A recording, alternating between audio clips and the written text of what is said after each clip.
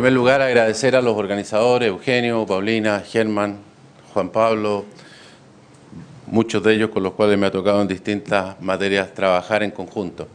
Debo decir que yo agradezco particularmente que me hayan invitado a esta exposición sobre la Alianza del Pacífico, porque lo siento parte de los últimos años de mi vida. Me tocó trabajar como canciller en su fundación y actualmente, increíblemente, me toca presidir el Consejo Empresarial de la Alianza del Pacífico, que integra a los empresarios de los 4 países, porque Chile tiene hoy día la presidencia pro tempore, y me toca ver entonces el otro lado de esto. Yo quería partir estas palabras diciendo algunas cosas que ya se han mencionado. En primer lugar, Chile es un país bastante pequeño y esta Alianza del Pacífico nos pone en un contexto ya no de un país de 17 millones de habitantes, sino que ahora un país de 200 millones de habitantes. Eso está es más grande que Brasil y algo más pequeño que Brasil más Argentina. Tiene el 36% de los habitantes de este continente y Germán dijo 35, yo no sé quién tiene el número correcto, pero digamos entre 35 y 40% del producto geográfico del continente y aproximadamente el 50% de su comercio. Y tal como se ha señalado, estaríamos hablando, si esto fuera un solo país, que en cierto sentido es lo que uno intenta hacer al eliminar las barreras, a pesar de que mantiene las capacidades políticas y la soberanía de cada uno de los países, sería la 8ª economía del mundo. Increíblemente, un club que en muy poco tiempo ha generado un interés enorme. En el último tiempo, lo que hemos visto es el interés del Mercosur por ver qué cosas pueden hacer o se pueden hacer en conjunto con la Alianza del Pacífico. Todos los países del Mercosur han expresado en distintas formas y en distintos foros su interés en que podamos converger al menos en algunas cosas concretas, prácticas. Hay otros socios que desde la época en que yo estaba en la Cancillería, que ya fue hace algunos años, intentan, digamos, ser miembros plenos, como es el caso de Costa Rica y de Panamá, algunos de los cuales estuvieron, digamos, desde el origen, pero que todavía no han podido cumplir con las condiciones mínimas para poder ingresar, que según recuerdo, y no sé si habrán hoy día otras condiciones, pero era tener al menos acuerdos de libre comercio con los 4 países en forma bilateral. Y si uno dijera, bueno, ¿qué es la Alianza del Pacífico hoy? Uno más bien tendría un cuadro como este. Un cuadro en el cual hay 49 países observadores, donde están todos los principales países del mundo, yo diría sin excepción, Estados Unidos, China, los principales países europeos, los principales países del Asia-Pacífico, en fin. Y yo quería recordar que el contexto en el cual esto nació es muy diferente al que vivimos hoy, porque muestra la fortaleza que tiene la Alianza del Pacífico, cómo ha podido sobrevivir a una situación tan distinta hoy a la que teníamos hace muy poquitos años en nuestro continente. En primer lugar, un continente donde la prosperidad es bastante escasa. Este es un ranking de la prosperidad aquí, porque hay gente que dice, bueno, no solamente hay que mirar el PIB por cápita, bueno, esto incluye la innovación, el tipo de gobierno que tienen, la educación, el PIB per cápita, los indicadores de salud, en fin, que se llama el índice de la prosperidad. Entre los 30 primeros no hay ningún país sudamericano y si me voy a los 50 primeros solamente hay 3, Argentina, Chile y Uruguay. Entonces, además, tenemos al menos uno que está en la lista de los catastróficos, naturalmente Venezuela. Que si ustedes, siendo uno de los países más ricos, con las mayores reservas de petróleo del mundo, hoy día, increíblemente, si ustedes miran esta mirada de la prosperidad amplia, Venezuela ya se encuentra entre medio de solamente los peores países en términos de prosperidad del África, solamente comparado con un país de esa naturaleza es lo que hoy día viven los venezolanos. Todos lo sabemos, no hay ningún país latinoamericano que sea desarrollado, el más cercano es Chile, pero todavía le faltan varios pasos para llegar a ese nivel.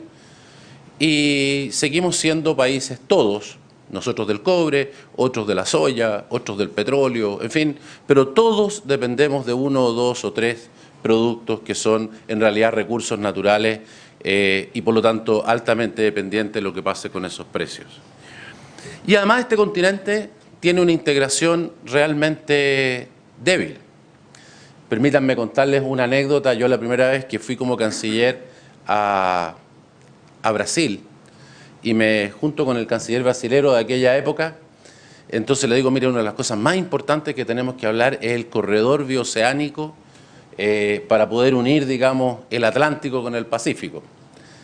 Entonces me dijo, oiga, me dijo, eso a mí me hace recordar las películas de vaqueros. Pero ¿qué tiene que ver el corredor bioceánico con las películas de los indios? Bueno, me dijo, esas películas que nosotros vemos en la televisión de los indios y los vaqueros, es el trayecto que hacía toda esa gente construyendo la vía férrea para ir desde el este, que estaba civilizado y que tenía las colonias, hacia el oeste, donde habían encontrado oro y donde habían, digamos, todas estas tierras deshabitadas, y cómo fueron progresando y construyeron el corredor bioceánico en el norte de nuestro continente hace 100 años. Esas películas de indios son la historia de la construcción del corredor bioceánico hace 100 años atrás.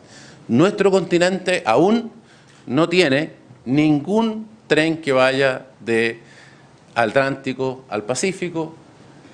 Los corredores bioceánicos, no sé si estoy exactamente al día aquí, el embajador me puede corregir, pero yo diría que el único que funciona y que es muy, muy pequeño, digamos, es la carretera que pasa por Perú hoy día, a través de Brasil, pero que, digamos, un camino muy pequeño. ¿Para qué decir los corredores bioceánicos que supuestamente iban a pasar por Bolivia, iban a llegar a Chile, siguen en el sueño lo justo, como todos preveíamos que iba a suceder? Así que tenemos una integración que se aleja enormemente de la que tendría, ¿no es cierto?, esto si esto fuera un país, que es el estándar que uno debiera poner para decir qué sería la integración perfecta, es que las conexiones funcionaran como si fuera un solo país. Estamos lejísimos de eso, particularmente, como espero mencionar más adelante, en el caso de Chile, esa integración física con el resto de los países es de las más débiles de todas. Teníamos instituciones regionales antes de que se creara la Alianza del Pacífico, varias. Teníamos la OEA, teníamos UNASUR, se creó CELAC. Es decir, por instituciones no nos quedamos, podría mencionar otras. Pero en realidad, desde el punto de vista de la integración económica, yo diría prácticamente todas esas instituciones tienen contenido prácticamente cero, son más bien instituciones de orden político más que de integración económica. Y aquella que tiene un contenido político, económico, como es el caso del Mercosur, en el cual Chile solamente es un Estado asociado y no participa, digamos, de las reglas económicas, la verdad es que es un sistema de integración que, si bien ha levantado las barreras entre los países miembros, levantó un enorme muro entre esos países y el resto del mundo, creando entonces un mercado más amplio, pero bastante desconectado del resto del mundo. Más aún, en el año 2011, lo que reinaba en el continente es lo que yo denominaría el socialismo populista, tanto en Brasil como en Argentina, como en Bolivia, en Ecuador, en Venezuela, en Nicaragua, lo que se entendía como la política de desarrollo y el camino del desarrollo correcto de los países era el socialismo del siglo XXI o alguno de versiones de eso, ¿no es cierto?, pero que no estaban demasiado lejos. Las caras que veíamos eran las de estos caballeros. Todavía queda uno. Y se quiere quedar más encima. Estas eran las personas que en aquel momento, digamos, dirigían estos países. Y existía entonces un contraste enorme con lo que pasaba con los países que estaban en general con costa hacia el Pacífico y que tenían, digamos, una manera de pensar y una manera de relacionarse con el mundo con distintos niveles de desarrollo de esa estrategia que era muy diferente. Y déjenme ejemplificarlo simplemente con Chile. Mientras el Mercosur tenía una estrategia de tener enormes barreras con el mundo, Chile había tenido ya por muchísimos años una estrategia de apertura comercial que prácticamente lo llevó a tener un arancel cero con respecto al mundo. Hoy día el arancel promedio que se cobra en Chile es 0,8%. Ese es el arancel efectivo cobrado, 0,8%. De hecho, durante el gobierno anterior, incluso se pensó y se tuvo listo el proyecto de ley, de mandar un proyecto de ley para eliminar por ley los aranceles y dejarlos a todos en cero. Prácticamente, digamos, el gasto en recaudar lo que recaude es bajo y además los aranceles que hay, que van entre 0 y 6, en promedio 0,8, generan una distorsión en el comercio que es relevante. Finalmente eso se desechó porque se pensó que todavía quedaban algunos acuerdos de libre comercio por negociar y que era como difícil negociar si uno no tenía, digamos, que arancel bajar. Bueno, hubo ahí varias dudas, pero lo cuento porque es una expresión práctica de cuán bajos son los aranceles en Chile. Hay 3 o 4 países en el mundo que tienen arancel cero y luego está Chile. O sea, estamos entre los 5 o 6 países del mundo que tienen menos barreras al comercio con respecto al resto del mundo. Chile tenía, perdón, esto partió para el lado contrario. Chile tenía acuerdos de libre comercio con muchísimos países, en total representan el 80-90% del producto geográfico del mundo. Tenía acuerdo con China, varios de los países que están en la Alianza del Pacífico hoy día todavía no tienen un acuerdo de libre comercio con China. Y Chile ya está trabajando en cómo mejorar el acuerdo de libre comercio con China actualmente. Tenía un acuerdo de libre comercio con Estados Unidos desde el año 2008. Ninguno de los países del Mercosur tiene un acuerdo de libre comercio ni con Estados Unidos ni tampoco con Europa. Y los países de Colombia y Perú, que no tenían el 2011, pero estaban trabajando en eso, ya lo obtuvieron el año 2013. Y lo mismo sucedió con Europa. Además, se seguía incrementando la participación comercial de Chile y su conexión con el mundo, con acuerdos. A mí me tocó por lo menos firmar Malasia, Vietnam, y durante este gobierno se han firmado otros adicionales. Es decir, una estrategia que era integrarse con el mundo sin reservas. Todo lo contrario de lo que hacía, como digo, tanto el Mercosur como los países que en ese momento todavía no estaban conectados con el Mercosur, pero que, como voy a mostrar, posteriormente pasaron a ser parte del Mercosur. Nos pareció que eso dejaba un espacio donde había una enorme tarea que realizar, que era justamente el espacio que no cubría el Mercosur y estas políticas. De hecho, después el Mercosur invitó a Venezuela, ya a esta altura ya lo echaron o lo tienen suspendido. Invitó a Ecuador, que es el que más problemas tiene, tipo de cambio fijo. Si se uniera al Mercosur, digamos, tendría problemas económicos, digamos, muy importantes. Bolivia, que está en el camino, digamos, de intentar unirse al Mercosur, no sé con qué futuro, pero sin duda eso dejaba, como digo, estos países que tenían en distintos grados de avance de su apertura hacia el mundo, pero que tenían los mismos principios y caminaban por la misma ruta. Y así se hizo esta primera cumbre en el año 2011 y como se dijo en aquel momento, en vez de hacer lo que veíamos en todas partes, que era una integración, como dijo Alan García en aquel momento, poética, una integración de grandes frases, una integración de grandes abrazos, pero que en la práctica no funcionaba, se hizo una integración que fuera completamente efectiva, eliminar todas las barreras que hubieran en materia de transferencia de bienes, de servicios, de personas y de capitales, se puso como el objetivo final. Y además, todo eso sin crear dos cosas. Uno, sin crear ningún muro respecto del resto del mundo, o sea, no forzar esto, sino que esto dejando que cada uno siguiera la misma política que estaba teniendo, porque a diferencia de los otros acuerdos no afecta en nada, digamos, lo que hacía cada uno. Y en segundo lugar, sin crear ninguna burocracia. Eso es otra maravilla de la Alianza del Pacífico que no se menciona. ¿Dónde está el secretario general de la Alianza del Pacífico? No existe. ¿Dónde están las oficinas de la Alianza del Pacífico? Yo les podría mostrar una foto de lo que es la sede de la UNASUR y ustedes no lo pueden creer. O sea, es un edificio insólito. Esto no tiene ningún edificio. No hay secretarias, no hay organismos. Simplemente cada país va girando, se hace cargo con los mismos recursos que tienen las cancillerías y los ministerios de cada uno de esos países y funciona perfectamente sin haber creado ni una sola persona adicional y ninguna burocracia. Incluso, y cosa que ha seguido el actual gobierno o los actuales gobiernos de los países, incluso varias de las reuniones tampoco se hacen viajando y juntándose, se hacen en forma virtual. Todos los países tienen un sistema de conexión, digamos, a través de Internet y conversan los cuatro presidentes y deciden lo que tengan que decir. Yo creo que nunca en la Alianza del Pacífico ha habido una reunión entre presidentes que dure más de 2 horas.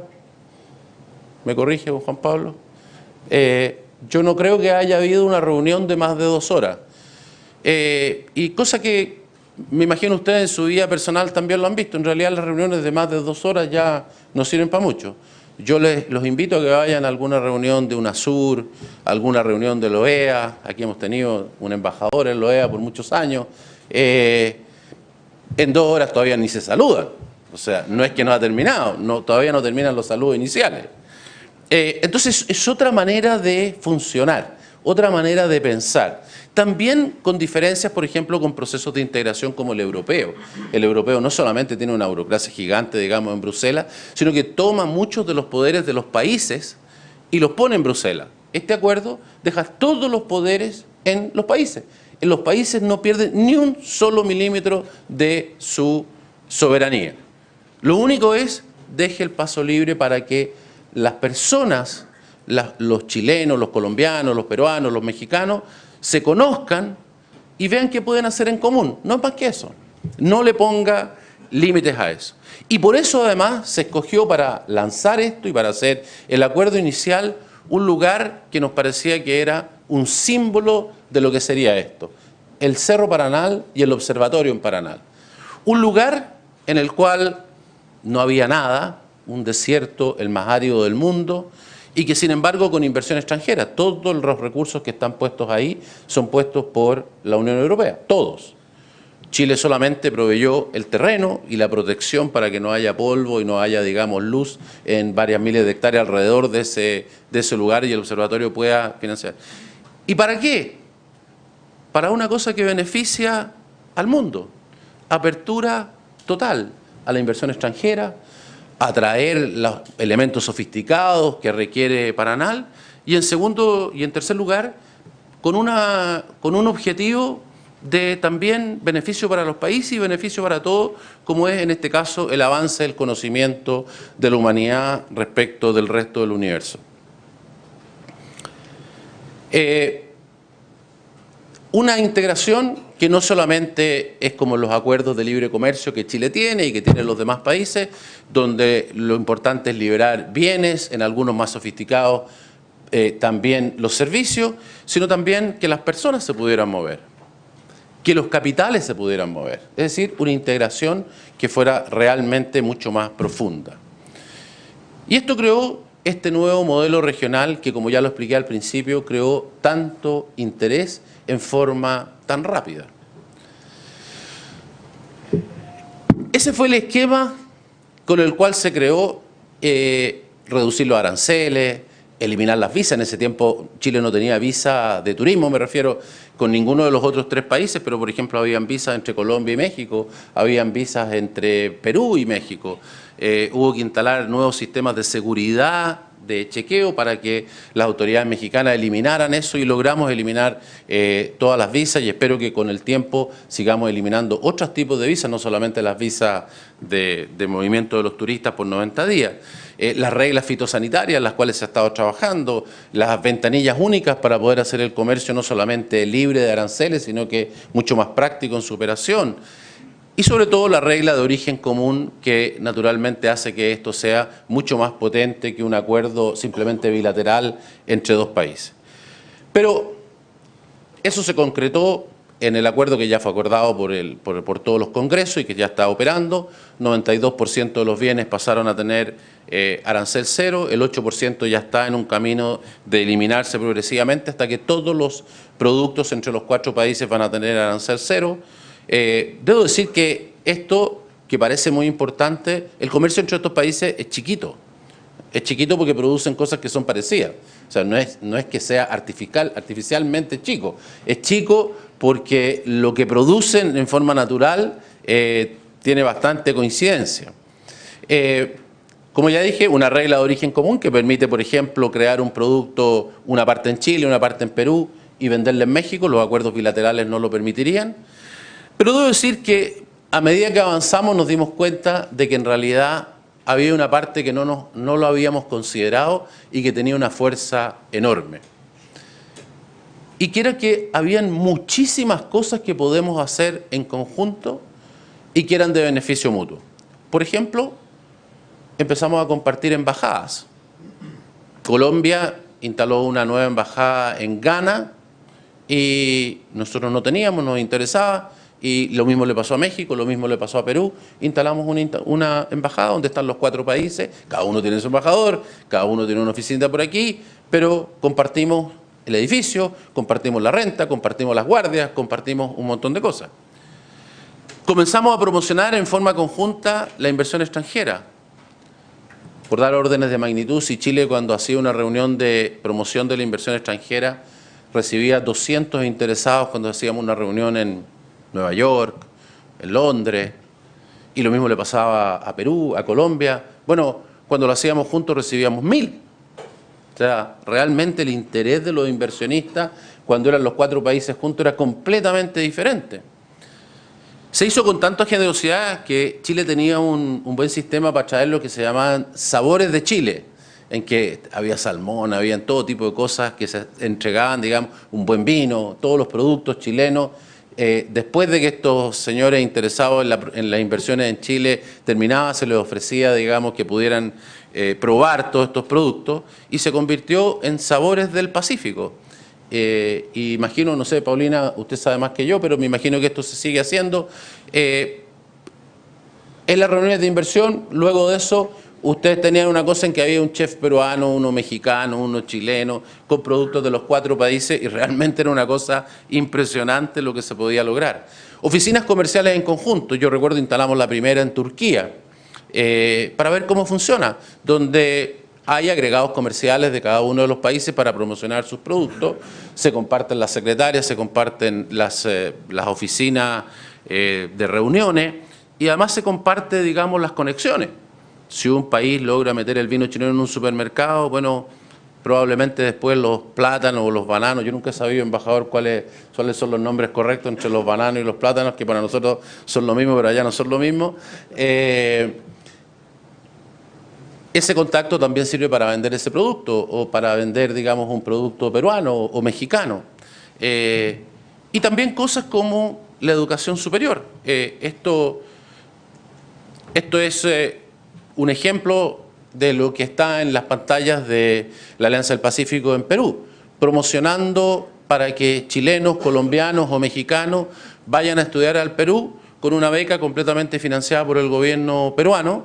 Estos son 100, por lo menos eran en mi época 100, no sé cuántos, siguen siendo 100 todos los años que Perú financia de los otros 3 países para que vayan y compartan y conozcan a otros jóvenes de estos otros países.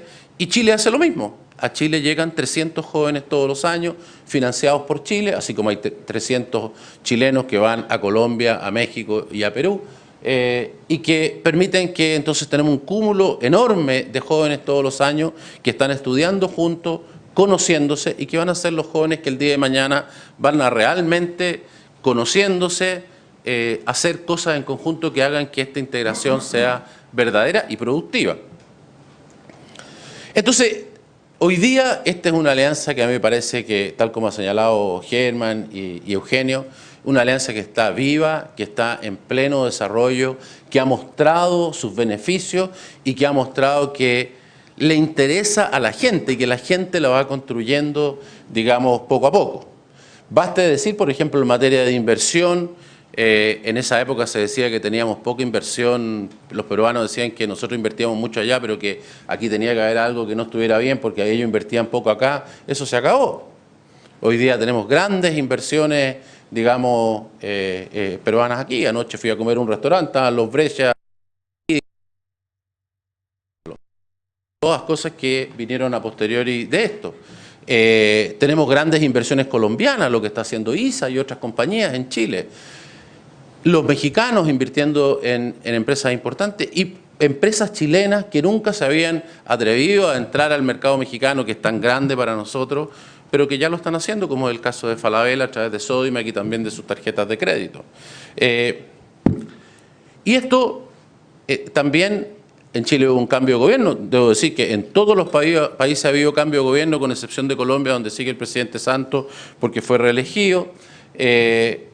Y hubo esta cumbre en Chile, en Puerto Vara, en el 2016, donde precisamente los presidentes se juntaron para conversar de cómo seguía el futuro hacia adelante, y donde tuvimos además otro hito: el presidente de Argentina, comparado con los que ya le mencioné en el origen, de las personas que estaban en esos otros países, de lo que se pretendía como esquema de desarrollo en esos otros países, que hoy día estuviera el presidente de Argentina, un enorme país y vecino nuestro, que estuviera aquí expresando su interés por la alianza, creo que es otro símbolo más de cómo se ha avanzado.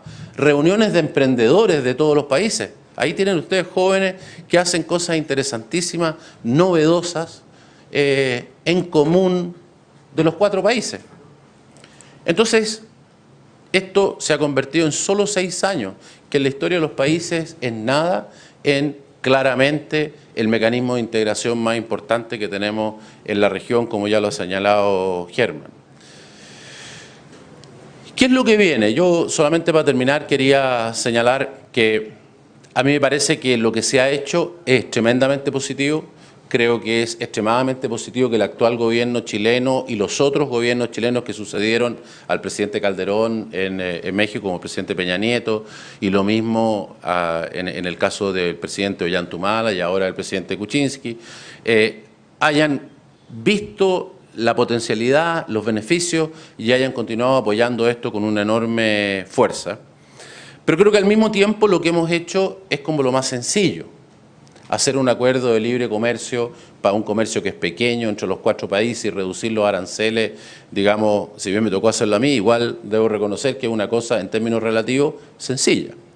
Eliminar las visas, y lo que vamos a eliminar son las visas de turismo, también es una cosa sencilla. Y así en el resto de las cosas. Yo creo que ahora tenemos cosas que son más difíciles, que son más elaboradas, pero que también son más sustantivas, que creo que hay que mantener los mismos principios, pero ponerse metas que son más altas. Y yo quería mencionar al menos 2 elementos que no son novedosos, son cosas que el gobierno chileno está empujando, que vienen algunas de ellas también desde antes, pero yo creo que son importantes. Uno es el tema de la integración física en materia de energía. Yo mencioné antes que Chile tiene un nivel de integración que es mucho más bajo que el que tienen otros países. En Chile, por ejemplo, después de la experiencia con Argentina respecto al tema del gas, Chile quedó con un miedo a hacer integración en materia de energía que es muy fuerte. Pero hoy día la situación es completamente distinta. Chile hoy día tiene terminales en los cuales puede traer gas natural licuado, que le permiten importar gas de cualquier parte del mundo, cosa que no teníamos en aquella época. De hecho, hoy día las mismas líneas, los mismos gasoductos están siendo utilizados para traer gas del mundo para enviarlo a Argentina, lo cual es una situación radicalmente distinta a la que teníamos en aquella época.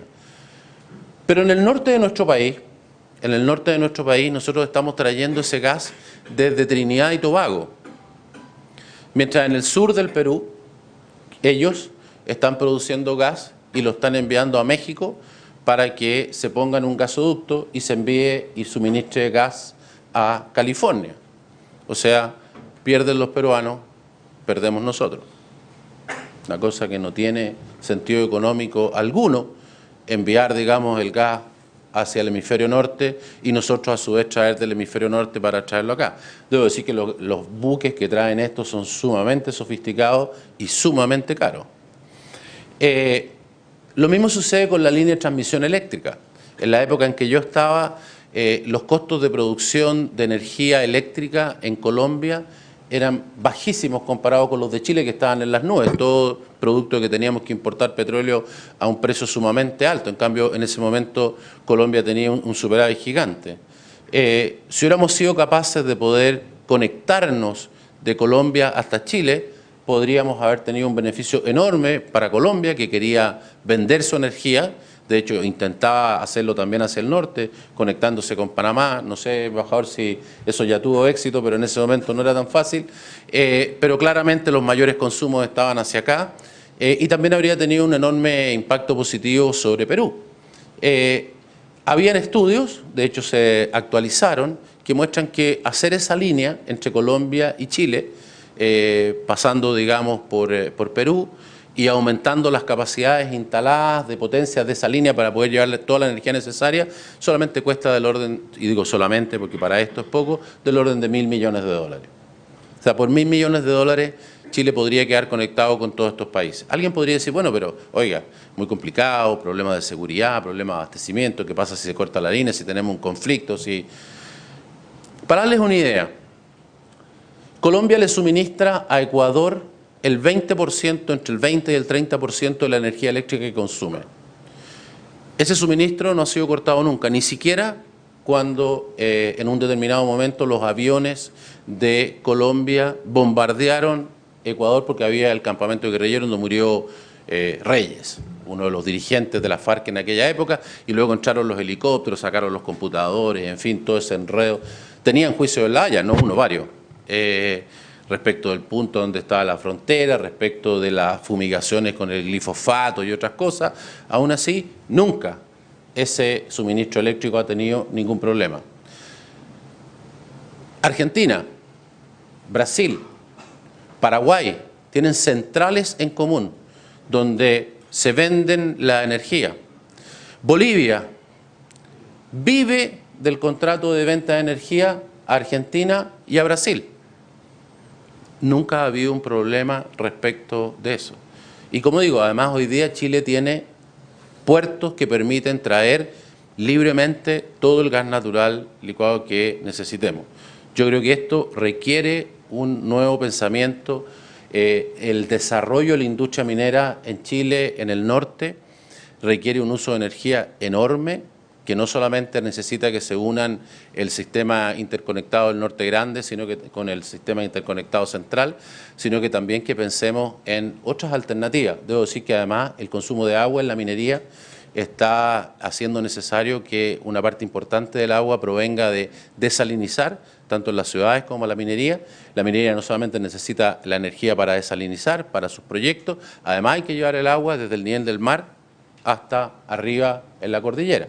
Es decir, que las necesidades de energía, si este país vuelve a crecer a las tasas que corresponden, son importantes, y en esto creo que tenemos algo que debiéramos explorar. Yo sé que el gobierno ha estado trabajando en esto, es simplemente darle más, ya que estamos en energía, más energía a pensar esto en una manera, por supuesto, inteligente, con buenos contratos, con buenos seguros, con buenas compensaciones, pero vuelvo a insistir, esto que nos parece tan extraño a nosotros pasa todos los días, no digo en Europa, no digo entre Canadá y Estados Unidos, que también pasa, en nuestro continente, en todos los países que nos rodean, todos los días, o sea, no tiene nada de raro.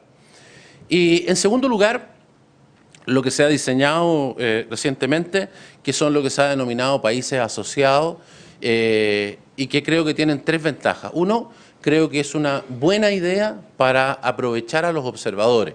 O sea, ¿qué podemos hacer con los observadores? Era la pregunta de siempre. Tenemos a todos estos señores de todos estos países importantes, pero ¿qué beneficio podemos obtener para ellos y para nosotros? Es una pregunta que no tiene una buena contestación todavía, y creo que esto va en el buen sentido de poder buscar hacer acuerdos de libre comercio, ya no de Chile o de México, sino de todos estos países con algunos de esos países observadores.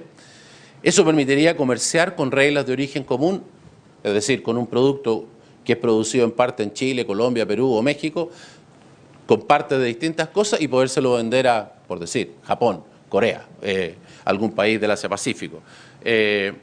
Y creo también que es especialmente interesante cuando se cayó el TPP, lo cual yo al menos lamento enormemente, que tenía una parte muy importante del Producto Geográfico del mundo, 40%, y que hubiera permitido comerciar entre todos los países con reglas de origen común. Y donde, nuevamente, al no tener eso, la conexión con el Asia-Pacífico de los países, todos estos países de la Alianza del Pacífico como un todo, naturalmente que se debilita. Entonces, creo que esto de los países asociados es una buena idea, una idea bien difícil de realizar, bien difícil de realizar. O sea, esto requiere que los 4 países sean capaces de actuar en conjunto para negociar un solo tratado de libre comercio donde los intereses de los 4 países naturalmente y las realidades divergen, y entender que el beneficio es superior a los costos específicos que se puedan tener durante el tiempo. Pero yo creo que con el espíritu que hay en la Alianza del Pacífico esto es perfectamente lograble y creo que sería un ejemplo para lo que estamos viviendo en el mundo. Así que para terminar, simplemente decir que a mí me parece que este es un aquí dice buen, debe haber una equivocación en la lámina, pero a mí me parece que es un muy buen club con muy buenos socios y que por lo tanto es muy bueno para Chile. Muchísimas gracias.